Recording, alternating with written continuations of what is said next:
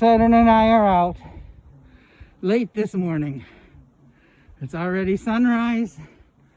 It's, I don't know what time it is, but it might be close to 7.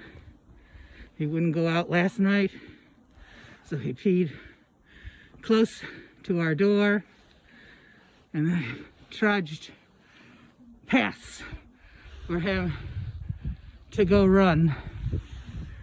Go run! Run, run, run! Run! Run, Saturn, run! Come on!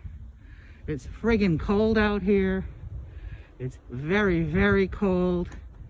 The wind chills is probably down in the very low single digits. Last I looked, I think the real temperature was like 19 degrees. We won't stay out for long. But he wouldn't go out last night at all. Couldn't get him to go out. So he didn't do any business till early this morning.